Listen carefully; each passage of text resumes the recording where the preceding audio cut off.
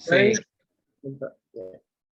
Esto, nuestro proyecto inicia con la pregunta y de momento tenemos esta presentación. Esto nada más en la diapositiva para la presentación parece si nos decía que sí o no, profesor. Entonces, ¿cuál es la química de los fenómenos cadavéricos? Y me pareció bastante interesante. Fue propuesta por la compañera María. No sé si todavía está, si está ya dentro de la sesión, pero me pareció interesante porque es cierto que cada vez que un cuerpo, cada vez que una persona muere, esta presenta esta descomposición, fenómenos que normalmente no le ponemos mucha atención, pero digamos que estos fenómenos también pueden tener cierto impacto en el medio ambiente. Entonces, y a la vez, todos los sucesos de estos fenómenos nos parecieron bastante interesantes para escoger este tema. Entonces, la idea sería estudiar y analizar estos fenómenos, cada uno paso por paso, y el impacto que pueda tener esto en el medio ambiente, porque como hemos visto en este último año, las personas han optado, en vez de enterrar a las personas, directamente las creman y las queman por el efecto de la pandemia que hemos tenido. Entonces, pero el por qué tenemos que quemarlo en vez de solamente enterrarlos. También hay personas que han optado por las bóvedas y etc. Entonces, ese sería nuestro proyecto, básicamente. Pero además de buscar información bibliográfica, ¿qué otra cosa vamos a hacer?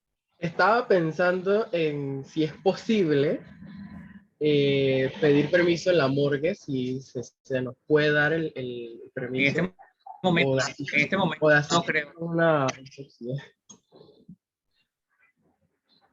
No sé si se pueda, pues claro. No, ir lo dudo así con un 99,99% de certeza que no están las condiciones dadas.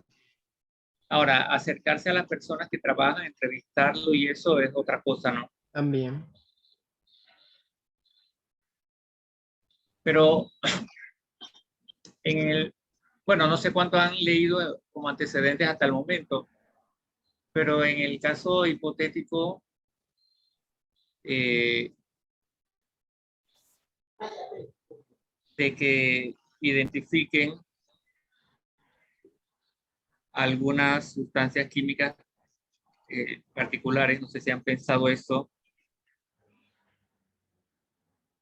¿qué más?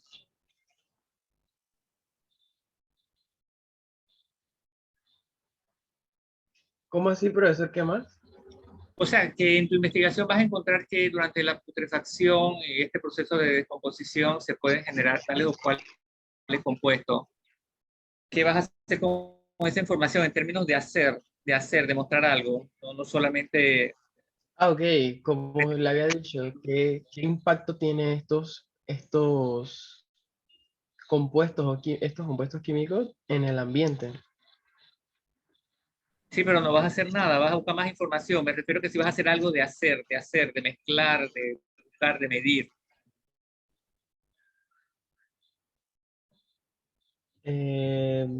No tendría esa consideración ahora mismo. Porque en química, bueno, o sea, cuando uno estudia química, en el momento que comienza a estudiar un tipo de compuesto que se llaman las aminas, son característicos esos olores a descomposición. De hecho, el compuesto se llama la cadaverina, no sé si lo leyeron ya, Sí, algo así leí en un documento. y ese es un olor muy característico y muy desagradable también. Y la putrescina, o sea, son cosas que cuando uno las escucha el nombre, inmediatamente te dice qué es lo que vas a esperar, ¿no? Ahora, la química que está detrás de eso no es una química simple, ¿ah? Porque hay procesos enzimáticos que tienen que ver con bioquímica, no sé, de pronto el tema puede tornarse demasiado específico para el nivel de ustedes, me refiero, pues el manejo de la información.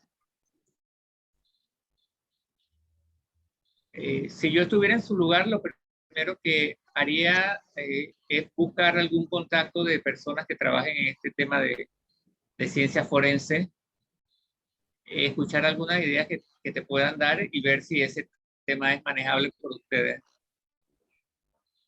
Ok. En todo caso, le podríamos presentar otro tema. ¿Que lo tienen listo? Y uno presentado por la otra compañera. No tenemos una presentación como tal, porque habíamos escogido el de María. Ok, ¿cuál es el otro? Eh, Stephanie, ¿estás en la sesión?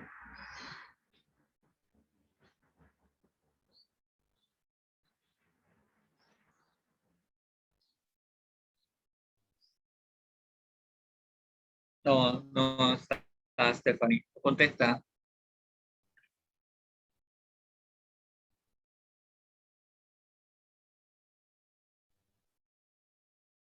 Bueno, Raúl, esperemos a ver si aparece alguien ahí para que nos comente cuál es la otra idea.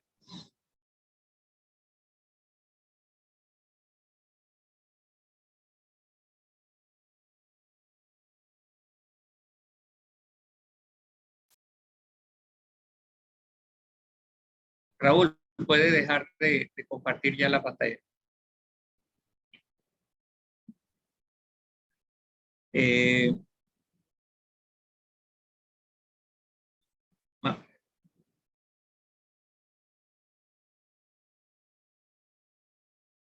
Reggie, Danilet y Yomaris. Bueno, yo, profesor.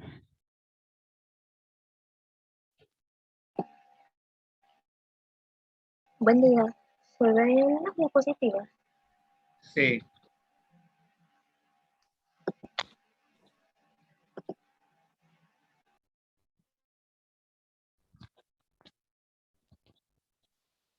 Bueno, profesor, mi proyecto lo basamos en el cepillo dental, el del cepillo dental en el medio ambiente. ¿De qué manera afecta el cepillo dental al medio ambiente? Hemos estado investigando sobre diferentes cepillos dentales, pero la que comúnmente nosotros utilizamos son las de Colgate, Oral-B y ese tipo de cepillos que contienen bastante plástico. Al contener bastante plástico, se estima que no se deteriora en su totalidad. Al no deteriorarse con su totalidad, también tiene un estimado de tiempo de 400 a 1000 años de descomposición. Entonces, he estado buscando diferentes formas como de tratar de evitar esta problemática, que también es un contaminante y que contiene bastante plástico, y cómo poder evitar que, que en esta parte del plástico, o sea, el cepillo dental, cómo buscarle sus alternativas. Por ejemplo, estos no son los únicos cepillos dentales que existen. Existen los famosos eco-friendly, que son los biodegradables o los de bambú. También los cepillos eléctricos, que está, pero sí, los cepillos eléctricos, pero a cada uno de esos se le asigna un precio en el mercado. Las que nosotros compramos habitualmente están alrededor de, si se venden en paquetes por separado, entre $3, $4, y los eco-friendly están en un precio de $5 una unidad, a veces 3 o 4, le llegan a salir uno entre $13 y $15. Los cepillos eléctricos, la gran mayoría están hechos de batería de litio, pero eso sí, son bastante más altos el precio. Eso están aproximadamente, dependiendo de la marca, a unos $50, el precio mínimo que conseguí y estuve viendo por el mercado. A eso también hay que agregarle que la duración de cada uno es de un tiempo diferente. Uno, por lo menos Colgate recomienda que el cepillo que nosotros utilizamos se debe cambiar en unos 3 4 meses y las biodegradables se cambian en unos 2 3 semanas, ah, sin tardar mucho tiempo, ¿no? Y las eléctricas se les cambia la parte de arriba, que son se me olvidó el nombre, mm, los, el mismo que lo que permite la limpieza bucal. Entonces, yo creo que usted me entiende. Eh, Las esa es cerdas. las cerdas. Esos son los únicos que se cambian, y las baterías de litio en la parte de los cepillos eléctricos. Y eso sería de todo por nuestra parte, profe. ¿Alguna pregunta que nos pueda aportar? La misma pregunta del equipo anterior, ¿qué es lo que van a hacer? Porque ya eso me estás hablando de búsqueda bibliográfica, ¿no? Referencia sobre la vida útil, posible impacto, el hecho del plástico, pero ¿qué es lo que plantean si planean hacer algo? Mm, bueno, no. De tener algo en concreto, quizás no sé si cuenta el tomar en consideración las diferentes otras opciones o sea, que hagamos un poco más de conciencia sobre que se utilice más el cepillo, los biodegradables y de ese modo, pues, es que no sabría cómo decirlo. Ya, y tu compañero.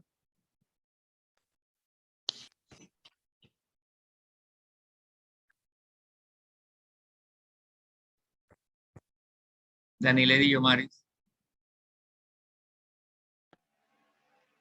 Sí, profesor. Bien, yo considero que también este tema que escogimos para mi proyecto también lo vamos a utilizar para investigar la composición de cada cepillo dental. Como el compañero Rey mencionó varios, se puede investigar el tiempo de duración, por qué el de plástico demora mucho tiempo en descomponerse y ¿Cómo lo también van a por qué hacer? en sí ninguno se descompone.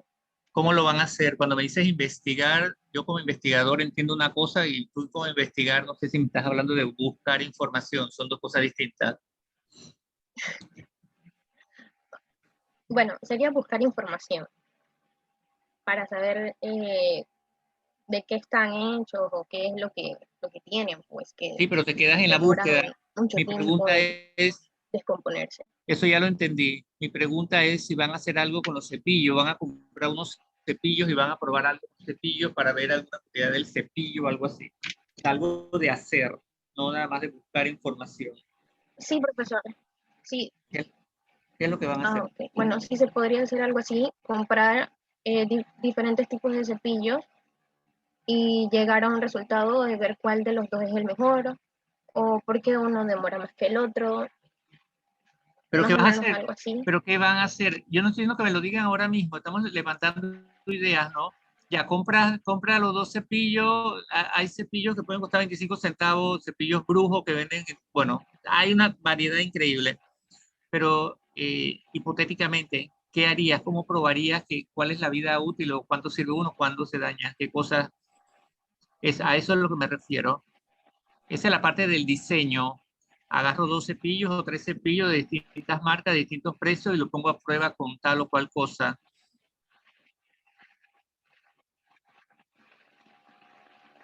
Entiendo.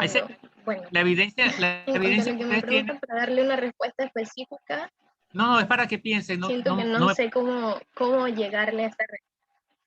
no, es que no vas a llegar hoy, pues estas son ideas para que puedan reforzar esto, ¿no? Porque buscar información nada más no tendría mucho brillo. Hay Ok, cepillos que lo usas y bueno, las cerdas pueden exacto. ser duras, medianas, suaves. Hay cepillos que la gente lo usa y lo usa hasta que los cepillos quedan como asustados, como que ya no da más. Y la recomendación es cambiarlo cada 3 meses, Si tienes, sufriste alguna enfermedad reciente o algo, tienes que descartar el cepillo, alguna infección bacteriana o lo que fuera, porque reutilizar el cepillo significa que el cepillo está contaminado y tú lo sigues utilizando. Entonces hay algunas cuestiones, la saliva de nuestra boca, el pH que tiene, se influye o no en la destrucción de la cerda. O sea, la idea es pensar en algo que va más allá de saber que el plástico no se degrada rápidamente. Y si hay cepillos biodegradables, entonces también pensar en cómo puedo comparar un cepillo biodegradable con otro que no lo es, ¿no? Por ahí es que van las ideas. Ok, profesor. Muy bien. Lina, Rubén y Thais.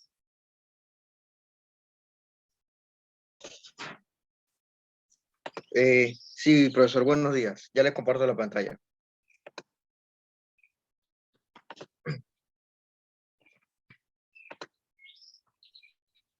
¿Ya se puede diferenciar? Casi. Sí. Ok, profesor.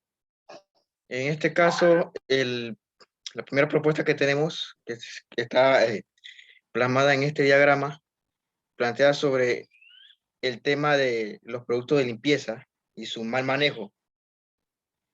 Y en contexto se puede decir que, según nuestra investigación, con el inicio de esta pandemia, este problema se ha aumentado. En muchos países se ha aumentado el problema de que combinan lejía, es decir, el cloro, con otros productos, porque las personas adoptan más bien medidas desesperadas para poder, según ellos, estar bien protegido del virus en este caso y de otros microorganismos.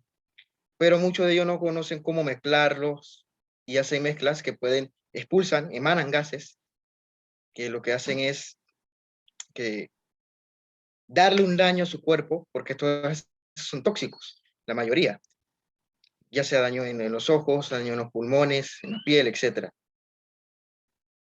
Entonces nosotros nos formulamos la pregunta de ¿qué tan común es la mezcla de productos químicos que generan sustancias tóxicas para la salud de los hogares, específicamente en los hogares panameños? Y según lo que concluimos hacer con esto, entre los compañeros, fue, primero que todo, como se ve en la primera parte de la solución, crear una encuesta para ver si las personas saben lo que están mezclando, qué productos compran, etcétera. Y hacernos otras fuentes para ver qué historial hay en este sentido. Y la última parte del diseño experimental es también hacer una segunda encuesta sobre, como se muestra aquí, sobre si algunas personas se han intoxicado por hacer este tipo de mezclas. En lo que respecta a lo experimental, como usted dice, hacer, yo proponía a las compañeras con la debida seguridad, el debido equipo, por ejemplo, las mascarillas, los lentes, en la casa conseguir estos productos y mezclarlos en pequeñas proporciones y observar, por ejemplo, investigué que la lejía con el vinagre produce el gas cloro, que es un gas que se caracteriza porque tiene color verde, es decir, se puede ver. Buscaríamos hacer estos tipos de experimentos donde podemos observar y comprobar más bien que todo lo que se nos está informando. Ese sería más bien lo que nosotros proponemos hacer. No sé si usted tiene algo que agregar, qué opinión da. No. El tema estoy totalmente de acuerdo. La dimensión, por ejemplo, eso que dice allí, una encuesta a la población del país, parece casi como las elecciones, ¿no? Me parece que es muy ambicioso, no creo que sea la población del país.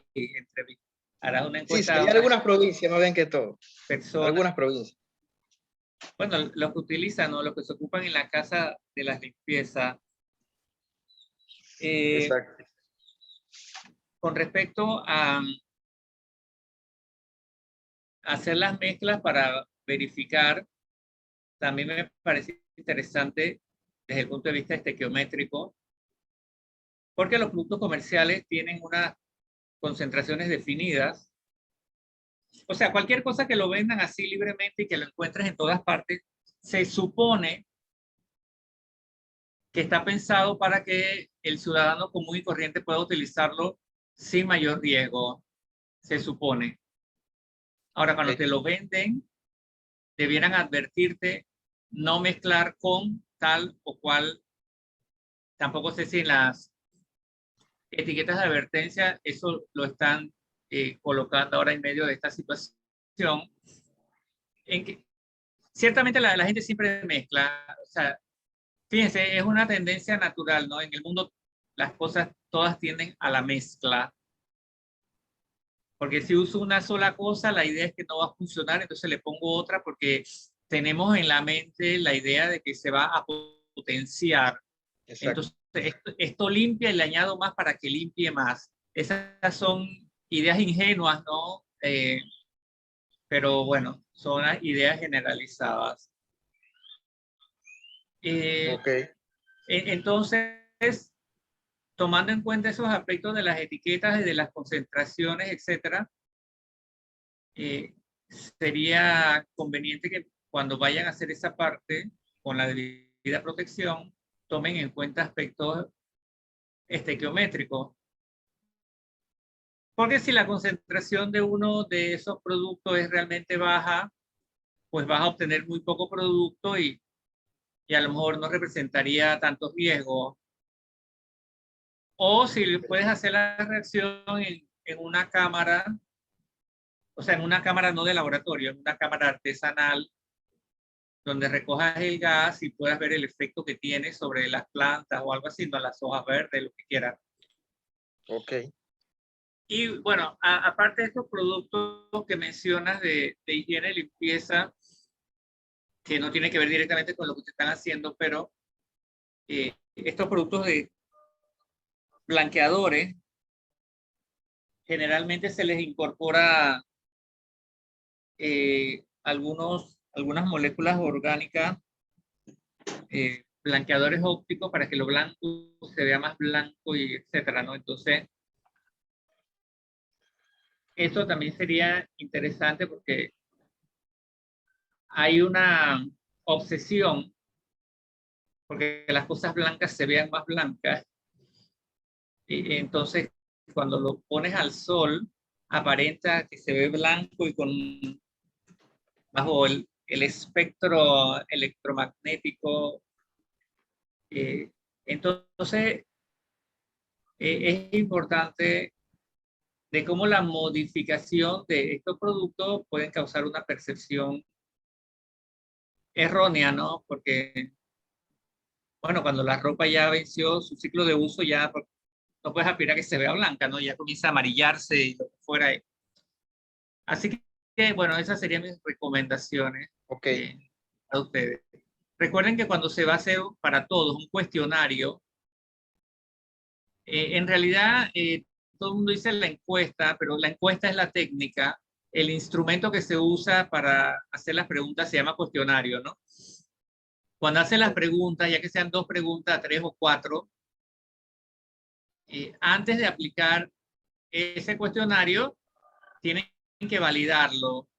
O sea que tienen que pasárselo a, no sé, unas 5 personas que conozcan, que lo lean y que le digan si está bien escrito, si lo que está preguntando se entiende, etcétera. Y después lo aplican. Ok. Porque si haces una pregunta que no está acabada, las respuestas a lo mejor no te van a ayudar mucho.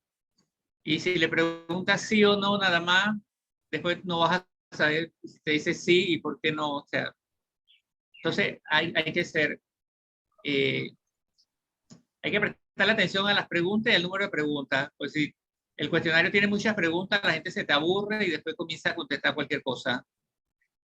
Ok. Tengo eso apuntado. Ok, listo. Gracias, Rubén. De nada. Joan, Yacibet, Ariana. Listo, profesor.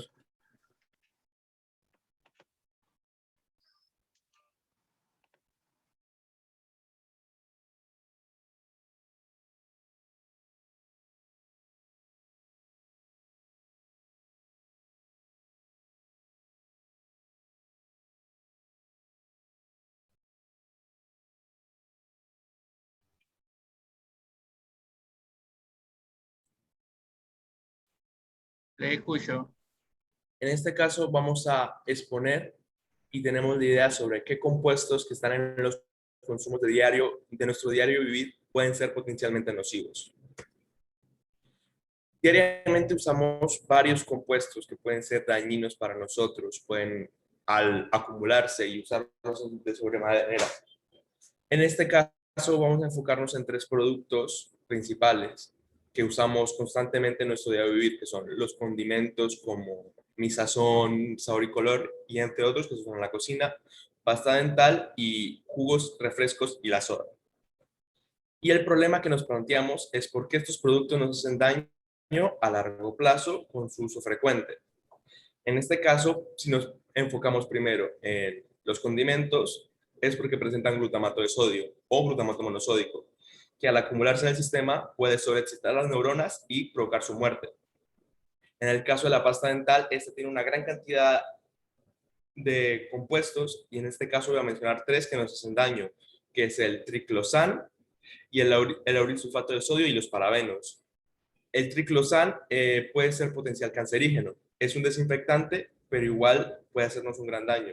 El lauril sulfato es un detergente que, al igual que el triclosan, puede ser potencial cancerígeno y irrita bastante las mucosas de nuestra boca y nariz. Y los parabenos pueden causar problemas en el sistema endocrino. Luego procedemos con los jugos y las sodas. Tienen una gran cantidad de azúcar que puede ser potencialmente dañino. Si no tuvieran acidificantes, instantáneamente los vomitaríamos. Y tienen una gran cantidad de conservantes y colorantes. En este caso nos hacemos las preguntas: ¿cómo podemos solucionar el problema sin causar daños a largo plazo y con qué pueden ser reemplazados?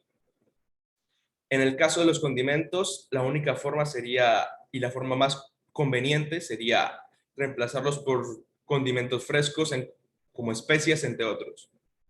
De la pasta dental, hacer nuestra propia pasta, ya que la comercial es bastante abrasiva con los dientes, y hacer una pasta personal no es tan complejo. Y con los refrescos, proceder con su variante natural. Muchas gracias. Ok, la misma pregunta. De todas estas opciones, ¿con cuáles van a hacer algo específicamente? La más accesible diría que son con los condimentos y con la pasta de dientes. O sea, van a hacer a fabricar una pasta de dientes. Efectivamente, profe. Y con los condimentos,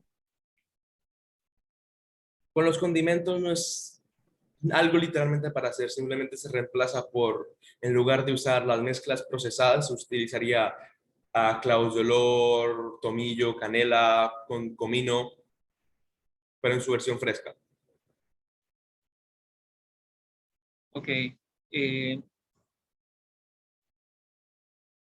De lo que existe actualmente en el mercado, hay opciones cada vez más, entre comillas, orgánicas. Y digo entre comillas porque eso parece más comercial que otra cosa, ¿no?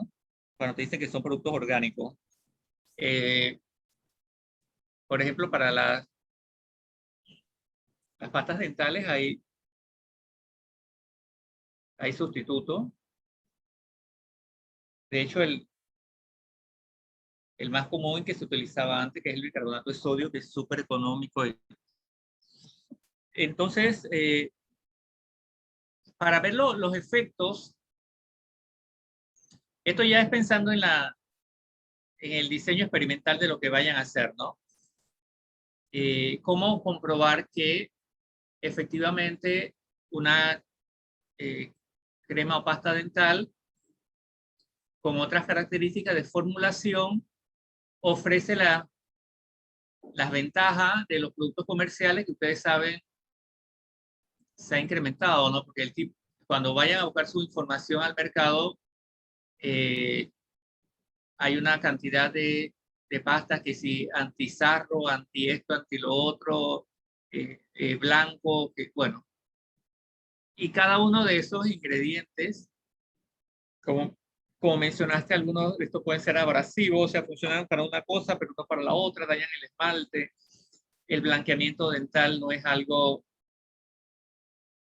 recomendado por los expertos, porque parte del recubrimiento natural del diente se pierde. Entonces, hay mucha información valiosa en este caso y actualizada, ¿no? Recuerden que las fuentes que buscan en el mundo de la odontología se utiliza sustancias para los que han ido a los dentistas con cierta frecuencia, usan ácido fluorhídrico. Entonces, creo que el énfasis puede ser allí, ¿no? Con el tema en el hacer con la pasta. Con las bebidas azucaradas, pues podrían hacer una comparación de densidades, que podría ser algo también que se pueda realizar cualitativamente. Porque la base de todo estos productos es acuosa y todos los otros ingredientes van a modificar esa densidad, ¿no? Y claro, en el etiquetado que te dice cuánta azúcar contiene y ver si por calentamiento puedes llegar por un calentamiento fuerte, puedes llegar a obtener algún residuo. Ok, está bien, Joan, gracias. Gracias a usted, profe. Joyce, Ana Lorena, Samira.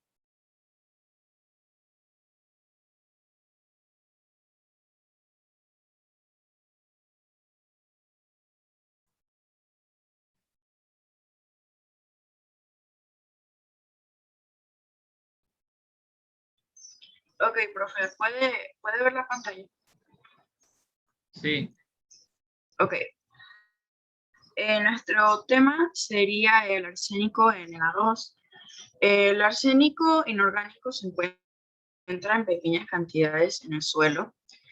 Y cuando el arroz es cultivado en arrozales inundados, se facilita que se absorba este compuesto en el cultivo. Entonces, lo que teníamos pensado era determinar si la cantidad que se encuentra en el arroz que consumimos es dañina para el cuerpo humano y si estas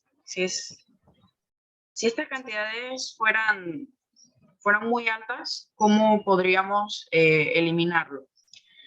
Ahora, cuando estábamos investigando, bueno, al menos de lo que estaba investigando, encontré que para determinar niveles de arsénico en los alimentos se usa un proceso de digestión ácida y de espectroscopía de masa. Entonces, y se usa equipo especial. Entonces, no sé si podríamos hacer eso en casa, porque me suena más como a algo que se haría en un laboratorio.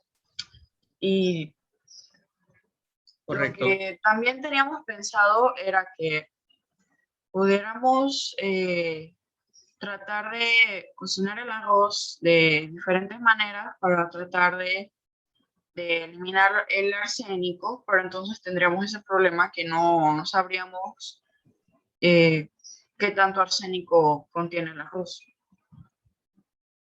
Exacto. Lo primero que menciona, sí, descártalo porque efectivamente es un análisis de laboratorio, la destrucción de una matriz y con ácido y su cuantificación después. Son caseros, no, imposible. Lo otro que sería viable en términos cualitativos es buscar si existe alguna prueba colorimétrica. Cuando digo colorimétrica significa que desarrolle algún color característico para identificar arsénico en una muestra. Eso sería más viable pensando, por ejemplo, en un indicador, algo que solamente te diga si hay o no hay, no cuánto hay.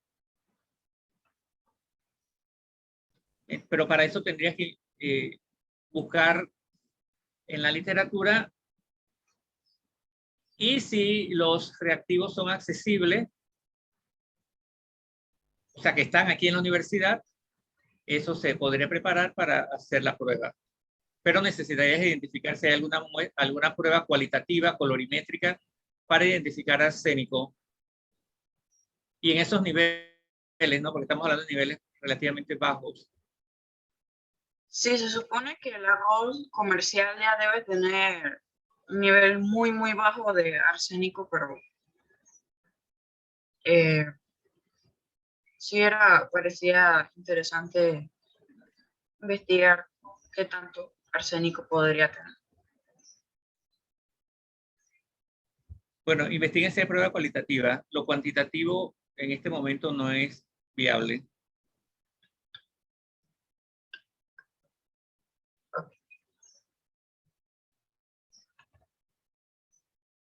Sería indicador colorimétrico. ¿Alguna prueba colorimétrica? Prueba colorimétrica para identificar arsénico. Ok. Gracias, profe. Okay. Ya dejo de compartir pantalla. Sí. Erika y Thais. Buenos días, profe. Buenos días. Mi compañera va a pasar a compartir el post.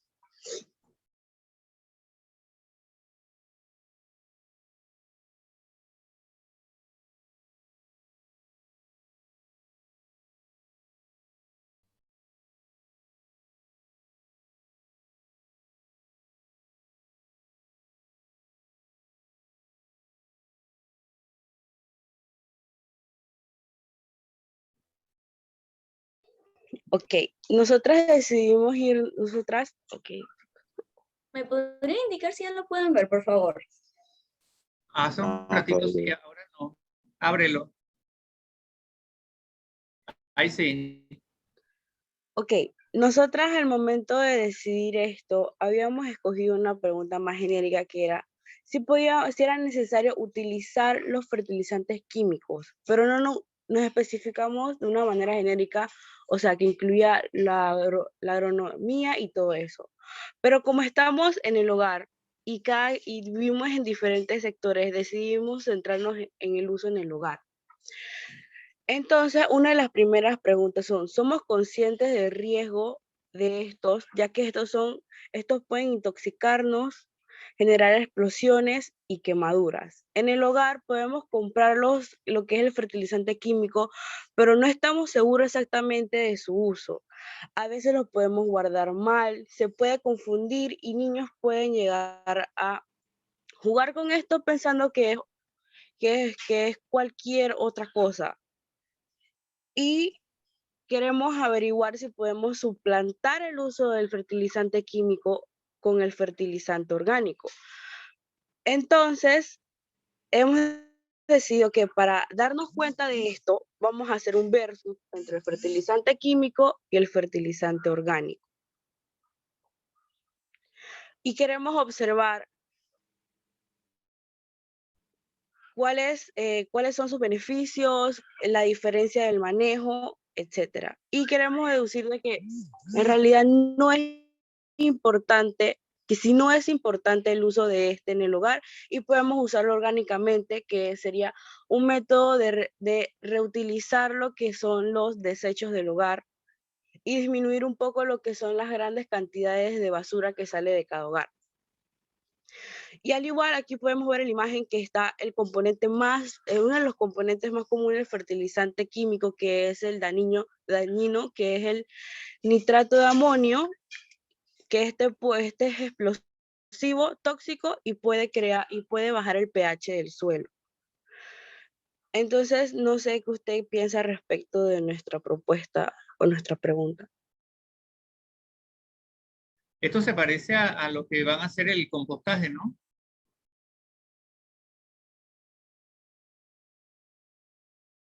A la parte introductoria que dice, bueno, sí, del almacenamiento en la casa, la disposición, los peligros, riesgos, etcétera, etcétera. Y después, al final, en el hacer, vas a comparar un producto comercial Correcto, con el orgánico. que ustedes van a Que lo preparar. vamos. Exacto.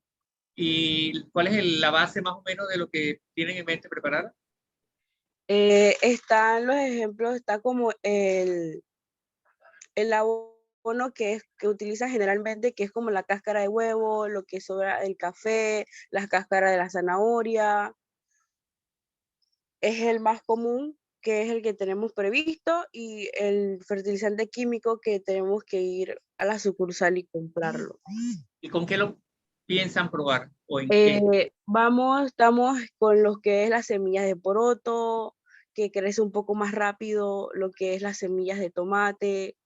Vamos a plantarlas desde cero y vamos a usar los fertilizantes ahí. A ver, el mecanismo de absorción de esos compuestos por la planta puede diferir en uno u otro caso. O sea, mientras más biodisponible esté para la absorción desde las raíces, esperarían ciertos resultados. Ahora, la mezcla comercial deben tener muy claro esa mezcla, no solo lo que contiene, sino cuánto contiene, porque es un tema que las distintas especies pueden tener distintas demandas, por ejemplo, de nitrógeno o de fósforo, que son elementos limitantes en las plantas. Entonces, esos aspectos que son detalles finos, tienen que buscarlo muy bien en la literatura, porque después no se trata solamente de decir, bueno, es que el nitrato de amonio, claro, pero es que el nitrógeno tiene que estar como nitrato para que sea asimilable por las plantas. ¿Cómo tú garantizas que en el producto el nitrógeno realmente llegó a convertirse a nitrato o no? O sea, tienes que tener información sustentada de que efectivamente están en la misma forma química. Lo mismo con el fósforo, que es más difícil de absorber si no está como fosfato. Entonces, aquí van a tener que hacer una búsqueda bibliográfica del mecanismo de absorción de esos nutrientes de la planta, muy, muy detallado, para poder que ustedes mismos comprendan. Porque como no vamos a medir o a cuantificar qué es lo que tiene tu abono orgánico versus el otro comercial que sí está identificada, cuál es su composición química y cuáles son los porcentajes. Entonces puede que haya presencia de esos iones en tu abono orgánico, pero no suficiente para la planta, ¿no? Ese tipo de cosas. Muy bien. ¿Qué grupo está pendiente? Profe, el mío, Laura González, Jeremy Quintero y Alexandra Guzmán. Dele, pues.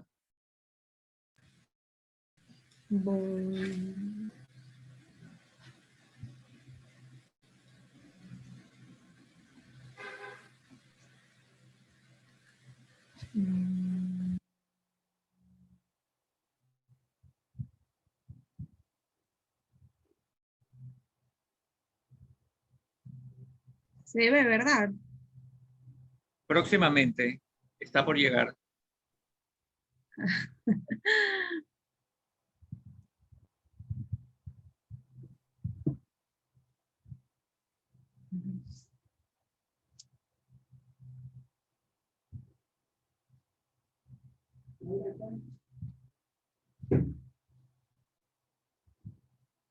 Y ahora no sé, cara.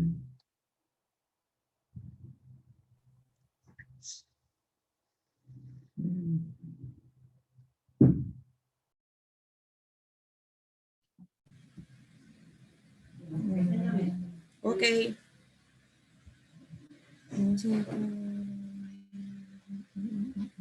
Bueno, profe, iba a compartirlo completo, pero creo que así se ve bien. Es que después no se me carga y se me sale del zoom. Bueno, no sé si se ve bien porque todavía no veo nada. No se ve. Ah, ok, Todavía ok, no. ok. Ahora sí. Ok, bueno. Mi grupo está conformado por Alexandra Guzmán, Yereni Quintero y mi persona Laura González.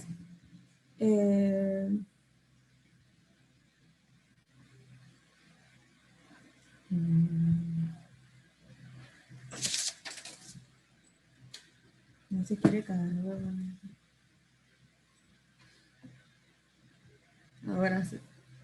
Nuestro planteamiento del problema es cómo es posible que los barcos hechos de metal floten. Obviamente no vamos a poder experimentarlo con un barco, pero sí lo vamos a hacer muy similar y con el metal. Primero vamos a empezar con que para saber cómo ellos flotan, para saber cómo un objeto flota en el agua, es necesario que nosotros conozcamos dos conceptos, que es la densidad y el principio de Arquímedes. Entonces, primero con la densidad, vamos a experimentar con dos, porque eso, bueno, ya. Primero, que debemos saber que para que un cuerpo flote, debe tener una densidad menor a la del agua. O sea que en otras palabras, la densidad de un objeto determina si este es capaz de flotar o no. Entonces la densidad toma un papel importante aquí, porque esta relaciona las dos magnitudes, que es la masa y el volumen de un cuerpo.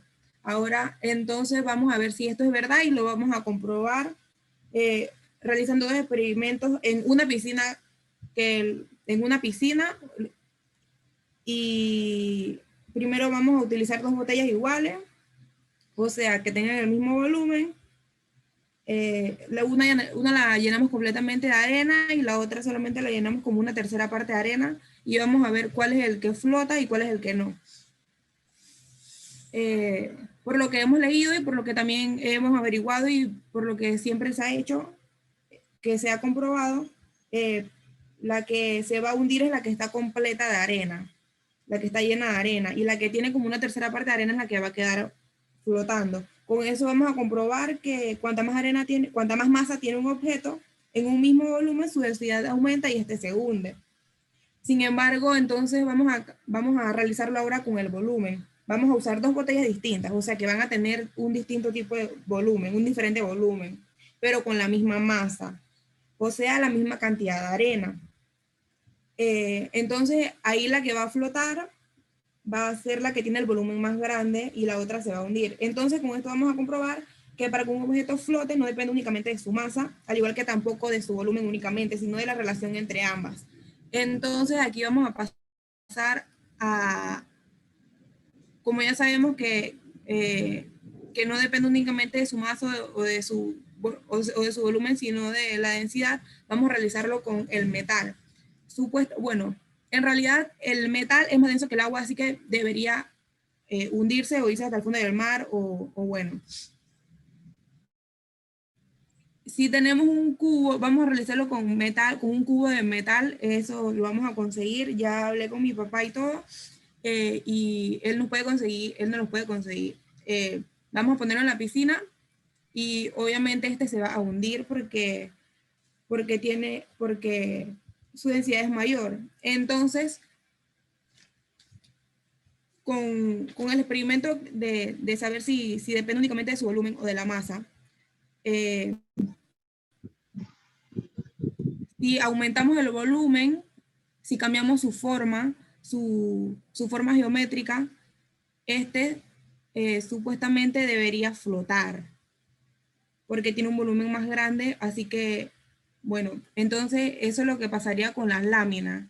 El cubo de metal lo transformaríamos en una lámina, porque según lo que leímos, según las fuentes confiables, cuando se cambiaba el volumen, su forma geométrica, flotaba. Pero en realidad, eso no podría decirlo si flota o no, porque eso ya vendría en el experimento.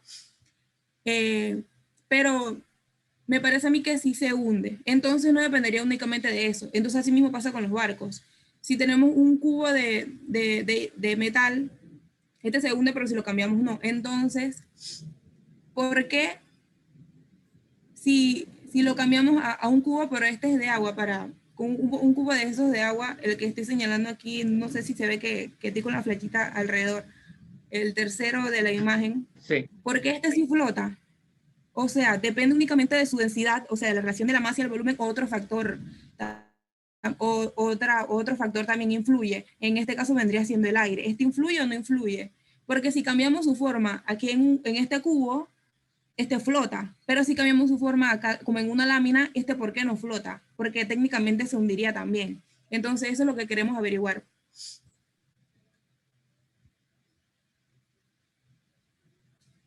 Ok, profe. entonces, a tu pregunta original, o sea, el barco no tiene mucho que ver con la pregunta, por lo que me estás contando que vas a hacer.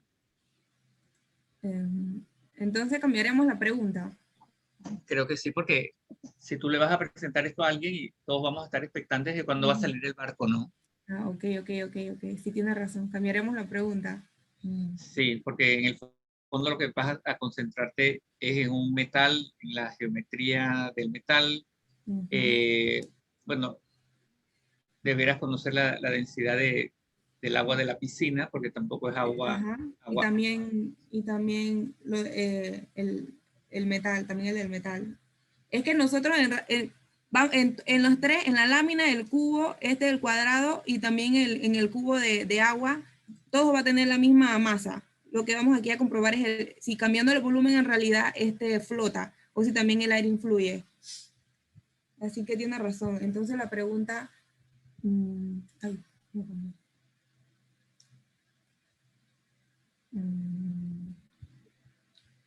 Y ustedes van a tener idea o tienen contemplado asignar números, algo cuantitativo, ¿no? En lo que van a hacer. Vendría siendo lo del agua, sí, también cuánto pesa el metal, o sea, su masa. Ah, porque también vamos a poner en práctica lo del principio de Arquímedes sobre el peso, la fuerza. Pero eso ya vendría en el proyecto. Es que si lo comento todo acá, ya no sería lo mismo. Porque tú me estás hablando de un cubo o de una lámina de ese mismo metal de ciertas dimensiones, que no creo que sean dimensiones comparables con la piscina, ¿no? Estás hablando de láminas pequeñas. Bueno, sí, lo mismo que acabas de mencionar, ¿no? La fuerza de empuje hacia arriba, el volumen de agua, tendrías que ver eso, si es necesario hacerlo en una piscina o no es necesario hacerlo en una piscina. Como forma de ilustrar, ¿no? Exacto. Ok, listo, gracias.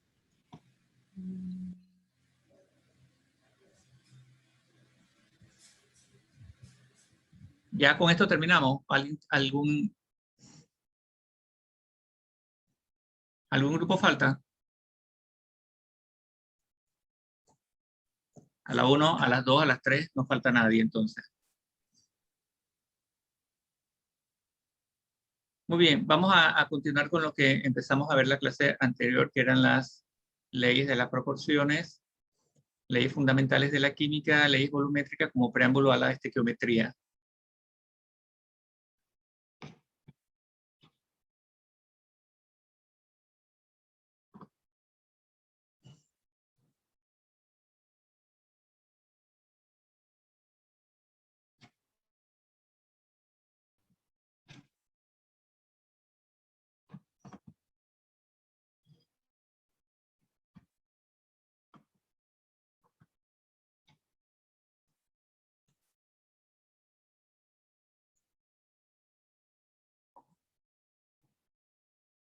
Muy bien, ¿alguien que pueda leer, por favor?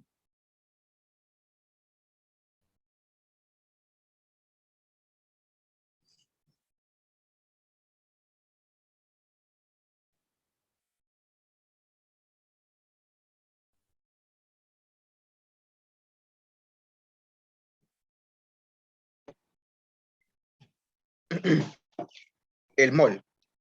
Por lo que deducimos que un mol de átomos de carbono 12 tiene una masa exactamente de 12 gramos y contiene 6.022 base 10 a la 23 átomos. Después el diagrama sigue con que, por lo que se puede afirmar, que la masa molar del carbono 12 en gramos es numéricamente igual a su masa atómica expresada en U o UMA. Y acá nos dice que corresponde, que el mol, por lo que decimos que corresponde a su masa molar, que se define como la masa en gramos de un mol de unidades, átomos o moléculas de una sustancia. Ok. Y aquí en la parte superior derecha, ya esto lo También, conocemos. ok. Ajá. Mol, unidad de medida. Es la unidad de medida del sistema internacional para medir la cantidad de sustancias, es decir, las partículas elementales. Ok. Entonces, en los libros usted va a encontrar, o en la escuela, no sé, donde le hayan hablado, de... Aquí hemos dicho que en la química nos ocupamos de átomos, moléculas o los iones. Y a los átomos, las moléculas o los iones le llamamos entidades elementales. Puede aparecer como unidades formulares. En algunos casos dicen las partículas.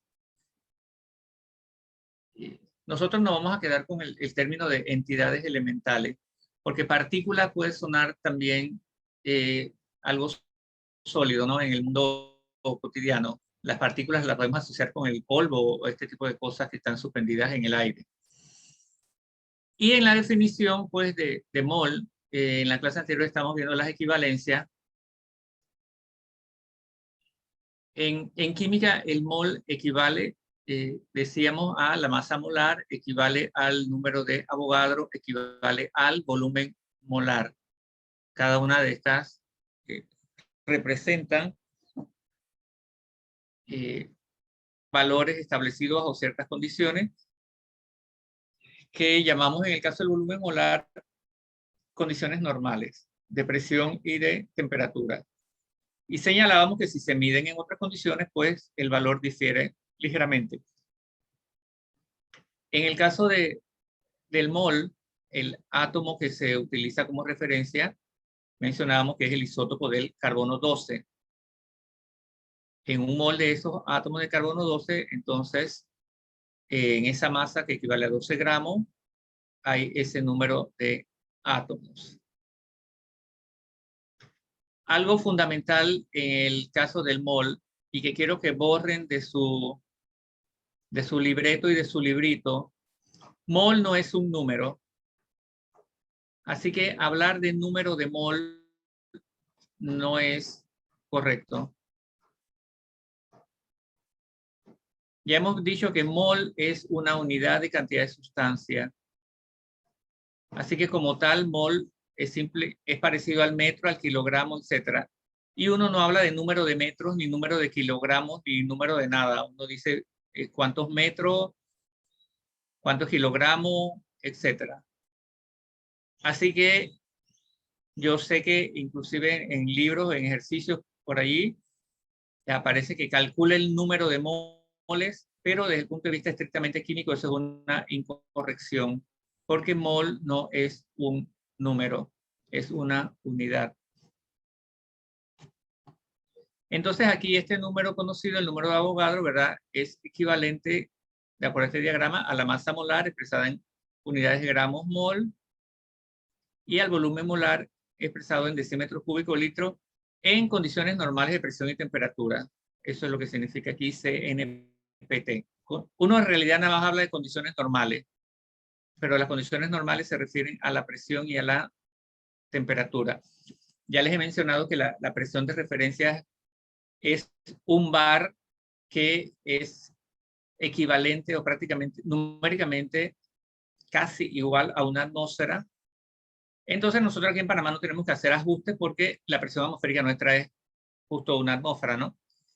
Y la temperatura de referencia son 273,15 Kelvin. Y los valores que normalmente están tabulados en química, cuando uno busca información, se recogen a una temperatura de 25 grados Celsius, que es una temperatura estándar.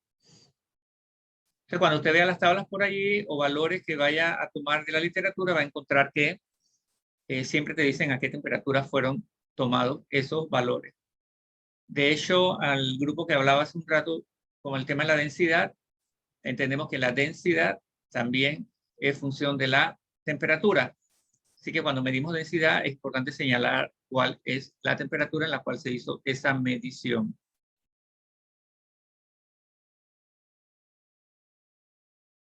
En una reacción química, ya dijimos que seguimos utilizando las representaciones de Dalton de las esferas. Aquí tenemos una representación, hay un átomo central y hay 4 átomos unidos que corresponderían a CH4, oxígeno molecular, oxígeno diatómico, y como producto se forma dióxido de carbono y agua. Entonces, aquí, de acuerdo a lo que hemos venido estudiando de la ley de las proporciones, fíjese que aquí está representada una molécula de metano, una SH4 y 2 de oxígeno. Y aquí cuando hacemos la contabilidad, aquí tenemos CO2, tenemos este átomo negro, 1 y 1. Tenemos 2 moléculas de agua, aquí hay 2 esferitas blancas y 2, 4, que son las 4 que están acá. Y luego estas que son, bueno, rojo no exactamente, pero aquí hay 2, y aquí hay 2, 4, y aquí hay 2, y aquí hay 2, 4. Entonces, en una reacción química lo que estamos viendo es, por decirlo de alguna forma coloquial, los átomos se reordenan y cambian de acompañante. Aquí ahora el carbono aparece ligado a 2 átomos de oxígeno y un átomo de oxígeno aparece ligado a 2 de hidrógeno. Entonces ha ocurrido ese reordenamiento y estas moléculas aquí del producto tienen propiedades distintas a las moléculas originales. El metano entendemos que es un gas que se utiliza como combustible, no así el dióxido de carbono.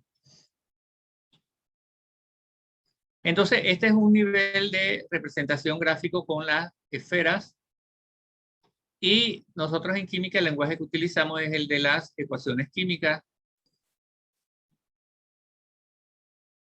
Cuando escribimos una ecuación química es fundamental,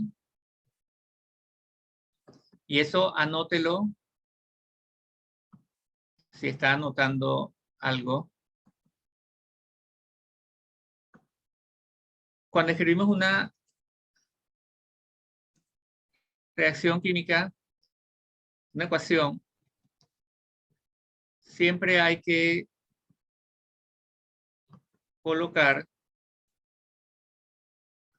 el estado de agregación de los reactivos y productos. ¿Cómo lo sabemos? Bueno, en la tabla periódica usted puede tener idea de cuáles son los elementos atómicos o moleculares que son gaseosos, cuáles son líquidos. Y bueno, si hay algún compuesto específico que usted desconozca, bueno, yo le tendré que decir cuál es el estado de agregación. Aquí podríamos poner que es agua líquida para representar la síntesis del agua, pero si la temperatura es muy elevada, pues el agua no va a estar líquida, sino que va a estar en fase gaseosa. El punto es que debemos colocar el estado de agregación en que ocurre la reacción. Y el otro dato relevante en las ecuaciones químicas también es la energía asociada a ese proceso. ¿Cuál es el cambio de energía que se produce durante una reacción? Porque entendemos que hay las reacciones que están favorecidas son las que liberan energía, estos procesos que aprendiste que se llaman exotérmicos, y esa energía es aprovechable. De hecho, en los combustibles ese es el valor que tienen como combustible, que se aprovecha parte de la energía que está almacenada en esta sustancia. En las ecuaciones químicas hemos dicho que preferimos hablar de ajuste de ecuaciones en vez de balance de ecuaciones. En términos prácticos representa lo mismo, ¿no? Lo que tienes que hacer operacionalmente, pero vamos a llamarlo ajuste de ecuaciones y ya creo que les comenté el porqué. Y aquí está otra representación simbólica de que en este proceso entonces se libera energía.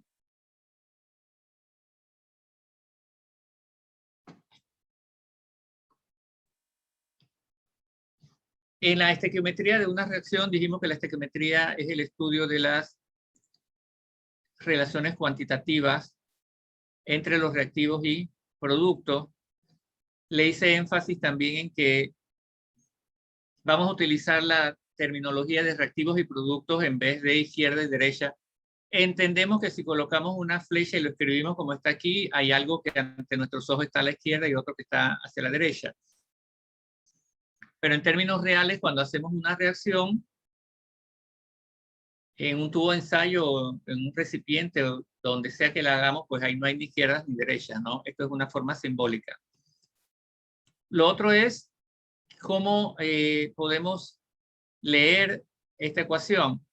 Aquí está representada una molécula de nitrógeno gaseoso, 3 moléculas de hidrógeno gaseoso y 2 moléculas de amoníaco gaseoso.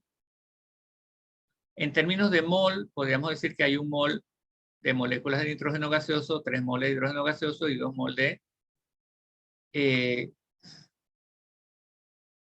amoníaco gaseoso. Y como ya hemos visto, un mol es equivalente al número de Avogadro de entidades elementales, en este caso sería molécula, equivale a 6,022 por 10 a la 23 moléculas. En este caso hay el triple, así que serían 3 por el valor del número Avogadro. Y aquí hay 2, así que serían 2 por ese número. Otro concepto importante que vamos a estar mirando en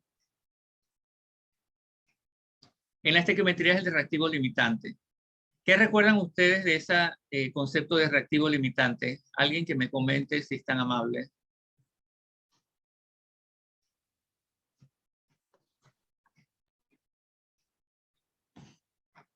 ¿Qué recuerdan que era el reactivo limitante o para qué se usaba o qué significaba o qué importancia tenía en un cálculo con una ecuación ajustada? Era importante porque es el que me va a indicar a mí hasta dónde puede llegar la reacción, hasta qué cantidad de productos. Pues eso es lo que puedo... Ok, muy bien, Rubén. ¿Otra idea?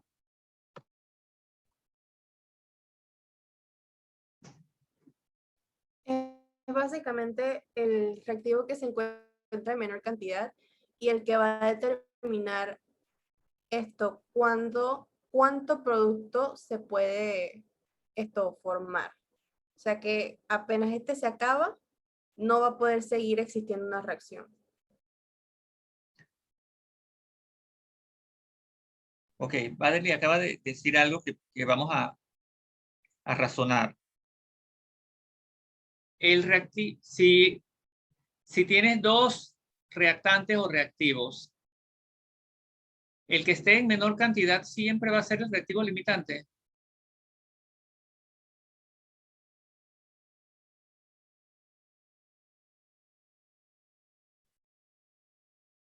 Repito, si vas a hacer una reacción, te llevo al laboratorio y te doy 2 reactivos y te digo, bueno, a partir de esto produce amoníaco. Y te doy masas distintas, vamos a hablar de masa. El que tiene menor masa va a ser el reactivo limitante, obligatoriamente, o puede que no sea limitante.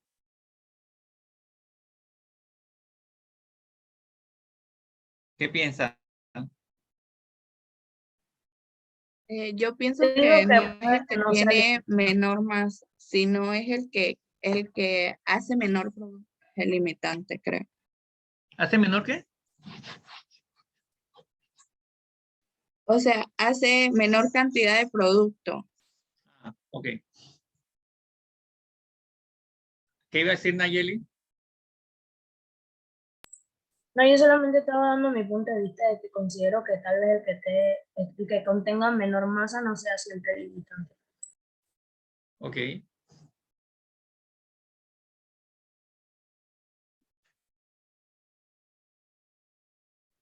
Profe, Veamos. es el primero que se agota durante una reacción. Claro, eso es lo que dice la teoría, pero mi pregunta es que si tú tienes dos reactivos que vas a poner a reaccionar que están en distinta proporción, distintas masas, mi pregunta es que si el que tiene menor masa siempre va a ser el limitante. Esa es mi pregunta. Profesor, se me acaba de ocurrir si, por ejemplo, tengo una reacción y el de mayor masa es vamos a decir, un combustible que reacciona rápido y aunque esté en mayor proporción, por esa cualidad puede que el limitante sea el que tenga más masa, por su capacidad de, digamos, de una manera coloquial, queme. No sé Sí, qué sí, opina de eso. entiendo lo que quieres decir. Sí. Ok, vamos a ver si esta imagen nos ayuda. En la imagen que ves aquí, ¿cuántas? ¿Cómo leemos este compuesto? El primero, NO.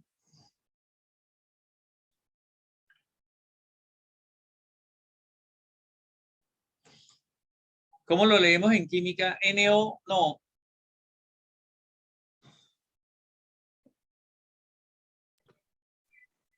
A ver, despierten los que todavía no se han levantado, no se han despertado del todo.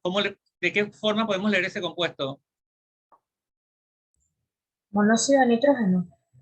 Monóxido de nitrógeno. ¿De qué otra forma?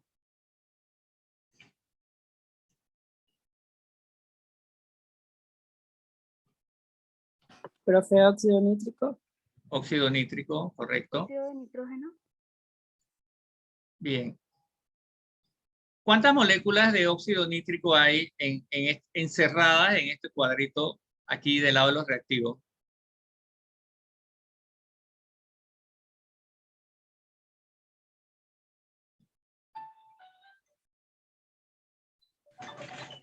Cuatro.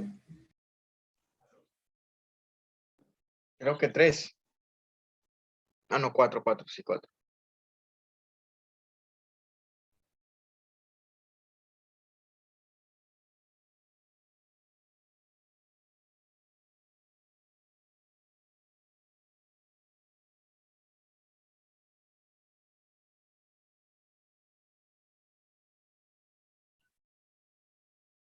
¿Y de oxígeno, muchacho?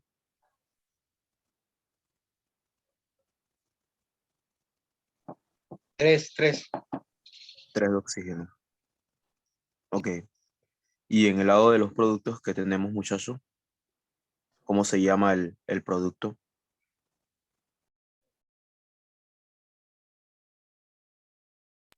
Dióxido de nitrógeno. Ok. Dióxido nítrico. ¿Y cuántas moléculas tenemos de ese producto? 2 moléculas. 4. Otro que no sea Rubén. 4.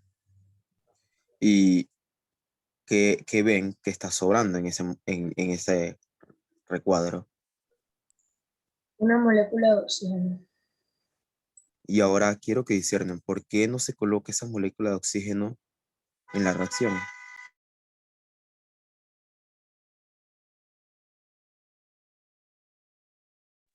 ¿Debería colocarse esa molécula de oxígeno?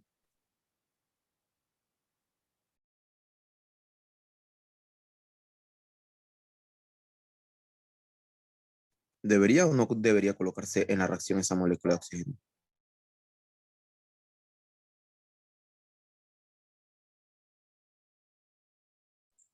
Creo que si la coloca, entonces 2 moléculas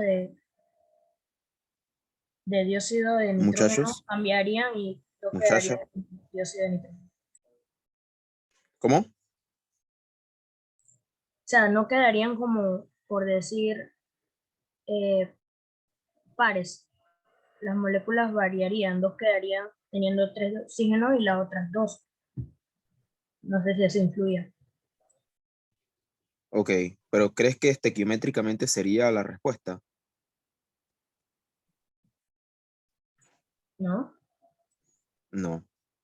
Entonces, si observamos aquí en la parte de los reactivos, hay alguien que está limitando la reacción, ¿sí o no? Sí, es el óxido nítrico. ¿Seguro? Yo digo que sí, porque ya te está dando a entender que solo tienes 2. Tengo 2. Y que ¿Seguro?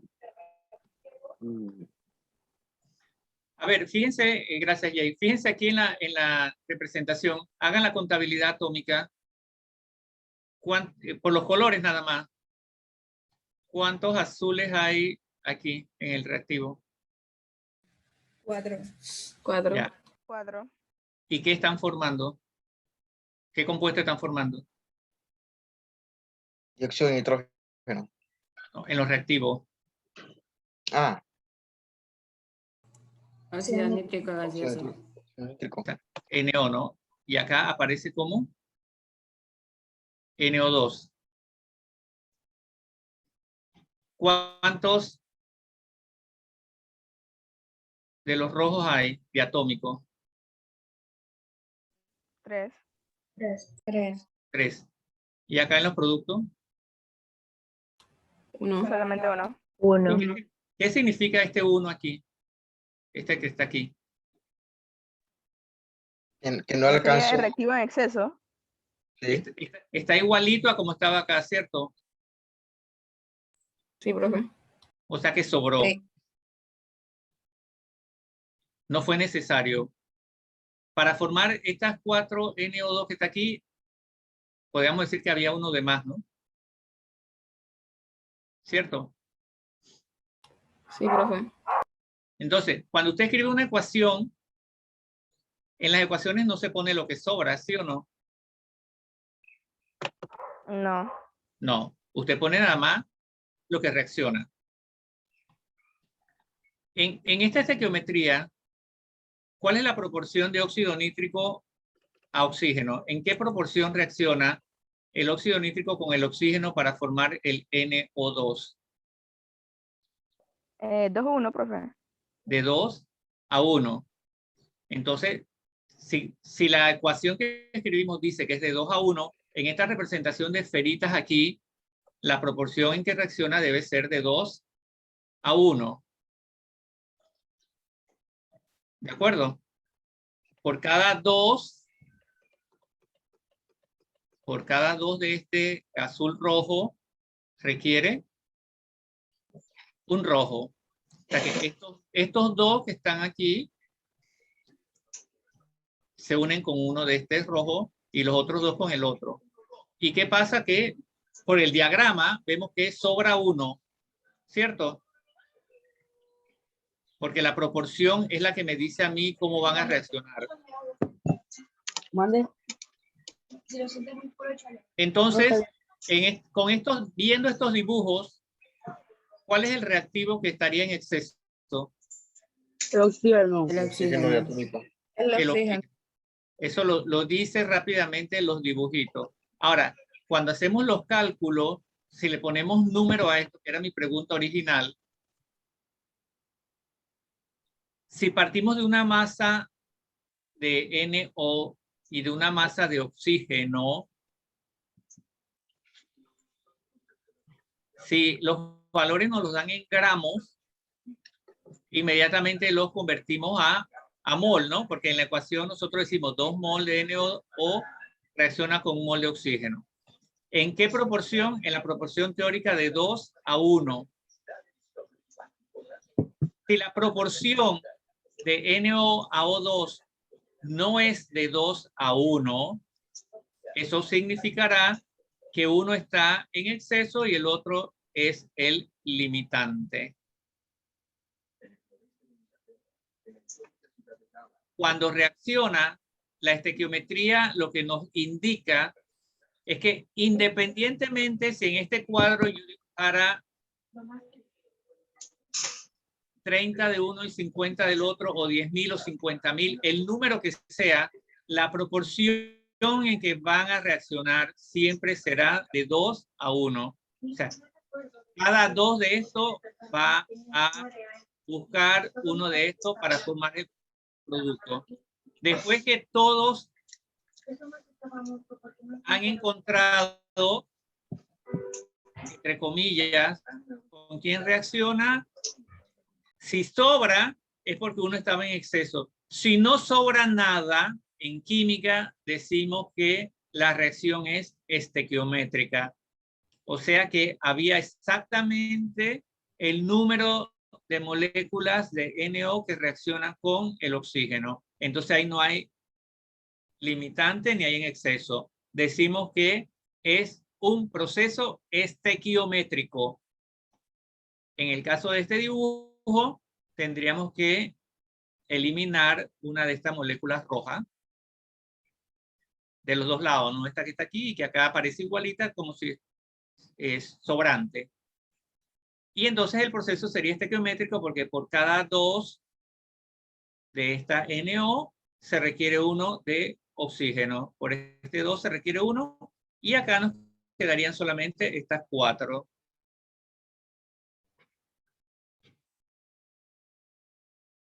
Entonces, cuando leemos las razones molares, vemos que de acuerdo a la ecuación ajustada, recuerden que la ecuación se ajusta con los coeficientes mínimos, ¿no? 2, 1 y 2. Aquí la razón molar entre el óxido nítrico y del NO2, ¿cuál es la proporción? ¿De cuánto a cuánto?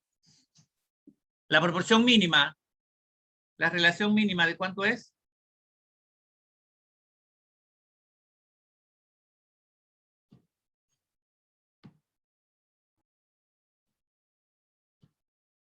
Repito, la razón molar o la relación mínima de los coeficientes del NO y del NO2. ¿Cuál es la relación mínima?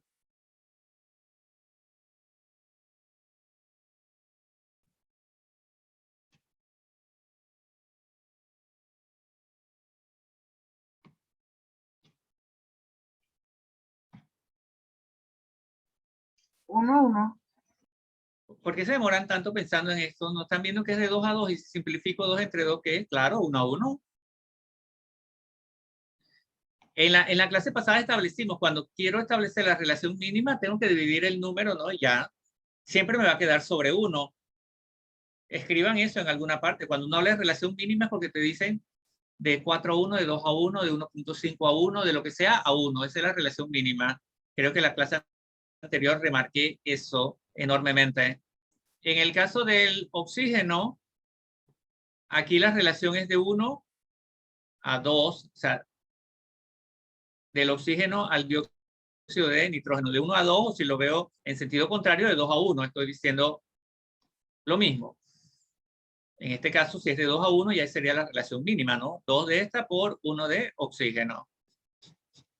Entonces, concluimos. Si tengo un diagrama de este tipo con las esferitas, lo único que tengo que contar es, de acuerdo a la ecuación ajustada, cómo reaccionan ellos. Me lo va a decir los coeficientes estequiométricos. Si hay un número exacto de lo que reacciona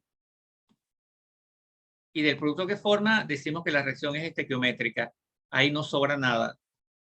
No hay ni exceso ni hay limitante. O sea, lo de reactivo limitante tampoco es para pensar que en todas las reacciones hay un limitante, ¿no? Si usted busca y hace los cálculos estequiométricos, pues no va a haber limitante. Puede que haya error cuando vamos al laboratorio a hacer el proceso, ¿no? Que algo se nos caiga, que no se disuelva, que perdamos en los procedimientos, en los pasos, pero teóricamente el proceso es estequiométrico.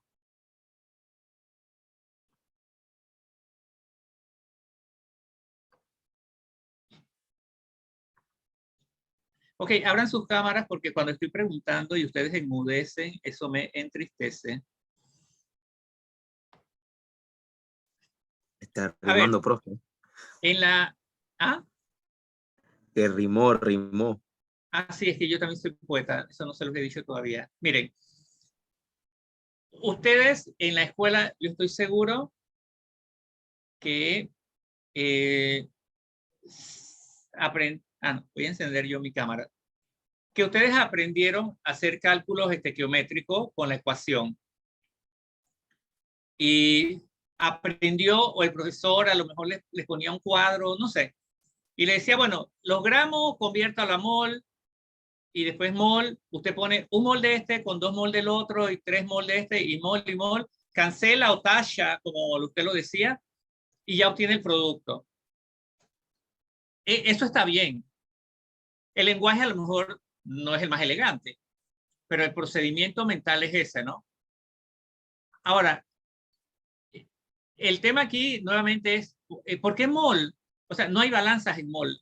En el laboratorio no tenemos una balanza, entre comillas, que pese mol, porque mol no es masa.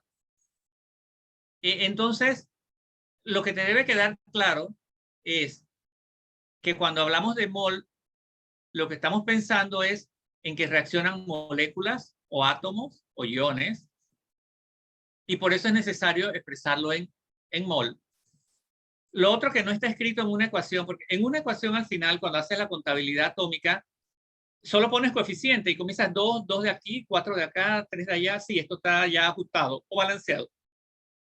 Y tú dices, bueno, ya está ajustado.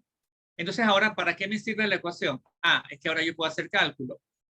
Ahora yo puedo, si quiero sintetizar amoníaco, si quiero sintetizar 5 litros de amoníaco, con la ecuación ajustada, yo puedo determinar cuánto nitrógeno y cuánto hidrógeno se requiere para obtener 5 litros de amoníaco. Es como si fuéramos a preparar una comida, ¿no? O sea, si quiero preparar 50 hot dogs, pues sé que necesitaremos 50 salchichas y 50 panes, y etcétera, etcétera.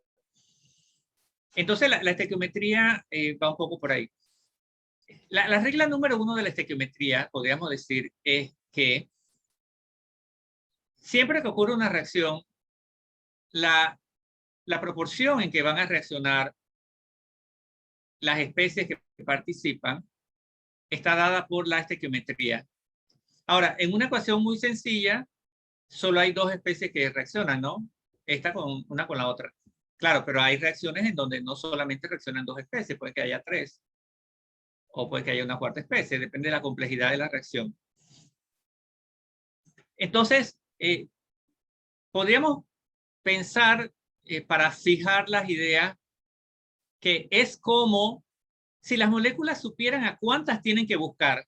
O sea, en el ejemplo que acabamos de ver, el óxido nítrico y el oxígeno, para formar el dióxido de nitrógeno, cada 2 moléculas de óxido nítrico necesitan solo una de oxígeno para formar el dióxido de nitrógeno. Entonces uno puede decir, bueno, ¿y qué pasa si buscan 2 moléculas de oxígeno? Ya no van a formar dióxido de nitrógeno. Podrían formar otro compuesto de nitrógeno, pero no dióxido de nitrógeno. Entonces, al momento de contar, lo que debemos precisar es en qué proporción reaccionan, en qué proporción reaccionan, en qué proporción reaccionan, en qué proporción reaccionan, en qué proporción reaccionan. Si es de 2 a 1 o de 1 a 2, inmediatamente uno dice, ah, por cada 2 mol de esta necesito una del otro y una nada más. Si tengo más de 1 mol, ya me va a sobrar, porque nada más reacciona de 2 a 1. O si tengo 2.5 de una y una de la otra, entonces ya me sobra, porque como es de 2 a 1 y tengo 2.5, tengo más de lo que necesito. Entonces, al final, de lo que se trata es de convertir, ya sea gramo o volumen, a mol, y fijarme si se cumple o no se cumple esa relación molar. Si se cumple exactamente con los números que están en la ecuación, entonces digo, el proceso es estequiométrico. No hay reactivo en exceso, no hay reactivo limitante. Están exactamente la cantidad de sustancia que reacciona. Si hay más de uno que del otro y supera la proporción, entonces digo, ese está en exceso, y por lo tanto el otro es el limitante. Ese sería el análisis mental que debes hacer cuando tienes la ecuación ajustada. Claro, lo primero parte por escribir correctamente la fórmula, porque si yo te dicto óxido nítrico más oxígeno forma dióxido de nitrógeno y no conoce cómo escribir óxido nítrico, ya todo se va a fregar porque la ecuación va a ser otra. Entonces, por eso la relevancia de conocer la estequiometría. y la fórmula. Si no sé la fórmula, no puedo hacer buena estequiometría.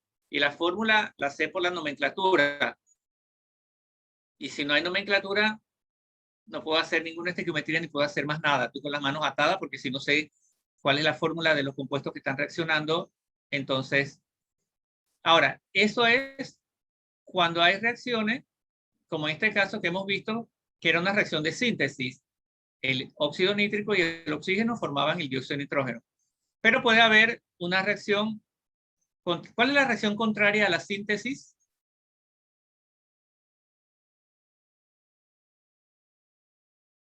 La descomposición. La descomposición, ¿verdad? Que tengo solo un material de partida y puedo obtener varios productos. Entonces,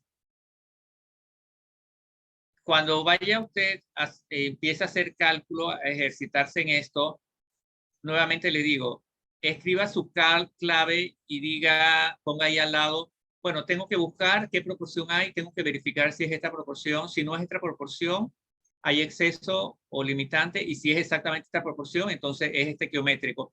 Ese lenguaje va a fluir mientras usted practique y escriba, porque si en la clase del miércoles vuelvo y le pregunto, ¿cómo le llamamos a una reacción cuando las cantidades o las proporciones que reaccionan son exactamente de la ecuación ajustada? Y usted no recuerda que eso se llama, que la reacción es estequiométrica. Eso porque no lo ha escrito ni lo ha leído. Porque si lo deja en el oído, de aquí al miércoles se le va a olvidar.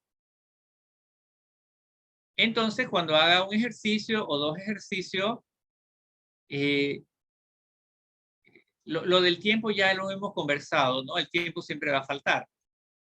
Pero si usted hoy se siente y dice, bueno, mi objetivo hoy es hacer un ejercicio de estequiometría, uno, y uno que ya esté resuelto en el libro. Bueno, usted va en el libro y lo busca y lo repite y copia, ya va fijando. No deje que cuando venga el otro examen que voy a estudiar. Entonces ya, hoy el objetivo es hacer un ejercicio de estequiometría y uno de los que está en el libro. ¿Cuánto le puede tomar eso? Ni 10 minutos. Entonces, eso es el entrenamiento que debes ir ejercitando para progresivamente. Ahora, la estequiometría, ¿a qué ecuaciones se aplica? A las de síntesis, la descomposición, simple desplazamiento, doble desplazamiento, redox, etcétera. A cualquiera de esas reacciones se aplica la estequiometría. ¿Cuáles son los factores que memorísticamente debes acordarte? Un mol de sustancia equivale a 6,022 por 10 a la 23 entidades elementales. Un mol de un gas en condiciones normales, presión y temperatura, equivale a 22,4 decímetros cúbicos o litros. Porque cuando la reacción sea en estado gaseoso, probablemente el ejercicio numérico te van a dar valores de volúmenes. ¿Y cómo convierto de volumen a mol? Por este factor. Un mol de gas equivale a 22,4 decímetros cúbicos. Siempre y cuando el enunciado te diga que es en condiciones normales. Tiene que especificártelo. Si no te lo especifica, entonces tú asumes que son las condiciones normales. Pero ahora tampoco es que vamos usando 22,4 decímetros cúbicos a diestra y siniestra, porque eso siempre es así. No, tiene que ser en condiciones normales. Y el otro factor es, un mol es equivalente a la masa molar. Ya hemos recordado cómo calcular la masa molar. Es la suma de las masas molares de cada uno de los elementos en la tabla periódica expresada en gramos mol. Muy bien, eso es lo que hemos visto hasta el momento. Seguimos unos minutos más.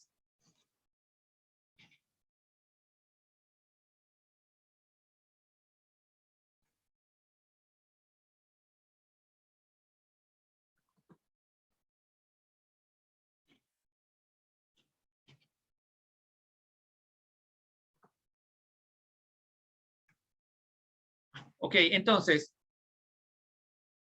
¿a qué le vamos a aplicar la estequiometría? Aquí queremos recordar la diferenciación de lo que llamamos en química sustancia y mezcla. La sustancia la llamamos en química solo elementos y compuestos, de manera que cuando escribas una ecuación ajustada, solo vas a tener allí elementos y compuestos. Mirando tu tabla periódica tienes que saber que si en la reacción aparece el mercurio, ¿Cuál es el estado físico del mercurio en condiciones normales? Líquido. Es un líquido. Entonces usted automáticamente escribe mercurio, Hg, entre paréntesis, líquido. Anote eso. Escribir siempre los estados de agregación, siempre los estados de agregación. Eso para tener conciencia de esa reacción, cómo está ocurriendo. Ok, y por el otro lado tenemos las mezclas que hemos aprendido que pueden ser heterogéneas o las disoluciones.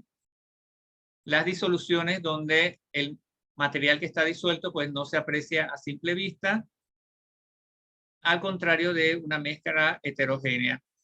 Y hemos aprendido que en los compuestos, de acuerdo a la ley de Proust, siempre hay una proporción definida para cada compuesto. Y tenemos elementos que hay algunos que son elementos moleculares, es decir, diatómicos, y hay otros que son elementales, o sea, no llevan el subíndice 2 o el 3, como es el caso del ozono. Los factores que te acabo de mencionar, la cantidad de sustancia o mol, ¿cómo la obtenemos? Con el volumen molar. Ya dijimos que es el volumen molar, 22,4 decímetros cúbicos. Así que si tienes un valor de volumen en un ejercicio, simplemente dividiendo ese valor entre el volumen molar te va a dar mol. Con la ecuación de estado del gas ideal también podemos conseguir un valor de mol en otras condiciones que no sean las normales. Y la cantidad de sustancia, dijimos mol, también equivale al número de entidades elementales. Y obtenemos las moles, entonces, con ese número de entidades elementales dividido con el número de Avogadro.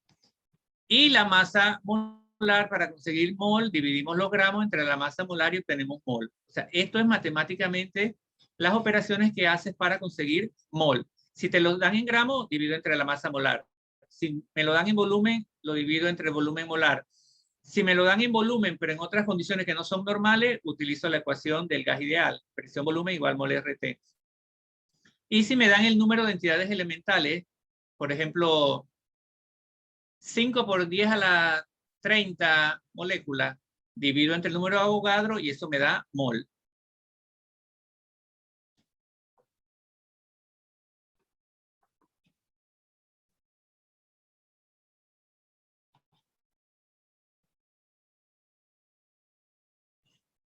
Entonces, esta es la representación que vimos hace un rato para la molécula, la formación del agua líquida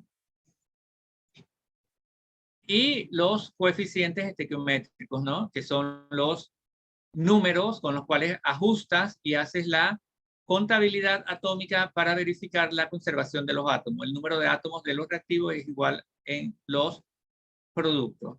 Y con eso verificas para un sistema cerrado la ley de conservación de las masas.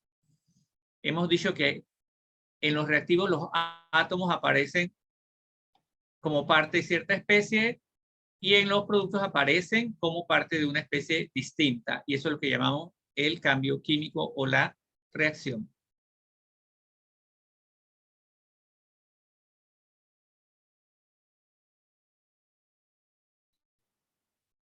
La interpretación en términos atómico-moleculares, o sea, microscópicos, los dibujitos de las esferitas. Las moléculas de reactivos reaccionan entre sí en la proporción indicada por los coeficientes estequiométricos de la izquierda, según veas la reacción, del lado de los reactivos. La proporción de moléculas de productos generadas a partir de moléculas de reactivos también es la indicada por los coeficientes estequiométricos. Y solo se indica el resultado global de la reacción. Eso quiere decir que no se incluyen moléculas, como el ejemplo que vimos, que sobran. Eso no se pone en la ecuación ajustada. Una reacción puede ocurrir en más de un paso y eso en química le llamamos el mecanismo de la reacción. O sea que cuando, por ejemplo, aquí ponemos hidrógeno más oxígeno, agua, no significa que se combinaron y hubo una chispa eléctrica por medio y se produjo agua. Puede que ocurra en más de un paso. Y en química, entonces, a eso le llamamos el mecanismo de reacción.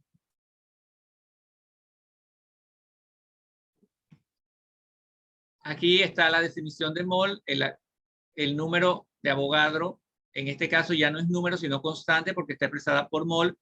Recuerden que el número solo es el valor 6,0221418 por 10 a la 23. Si lo expresamos por mol, ya es una constante porque tiene una unidad asociada por mol. Esa es la diferencia entre llamarla número y constante.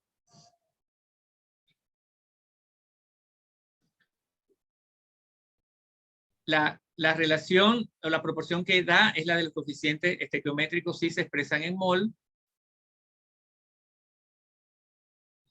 En este caso, ¿con cuántas moles de hidrógeno reaccionan 2.4 moles de oxígeno y cuántas moles de agua se producen? Vamos a pensar que no tenemos eso hecho allí. La proporción teórica de hidrógeno a oxígeno, según esta ecuación, ¿de cuánto es?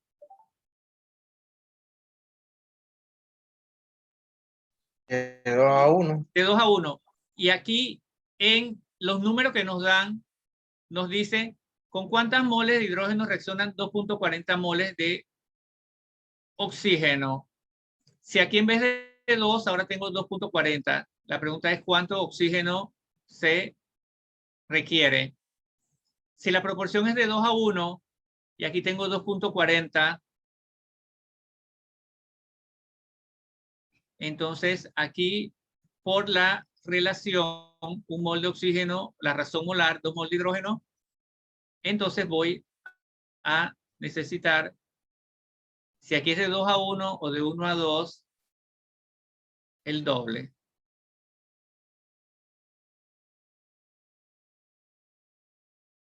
¿Cierto? Si tengo 2.40 moles de oxígeno y es de 1 a 2, simplemente es el doble por la ecuación. O sea, no tendría ni que hacer esto, porque ya estoy viendo que la proporción es de 1 a 2. Así que si tengo esto y ya sé que el otro debe ser el doble, nada más multiplicaría por 2, me va a dar 4,80 moles. Y a partir de eso, entonces calculamos cuántas moles de agua se produce. En este caso, ¿el proceso es estequiométrico o no es estequiométrico?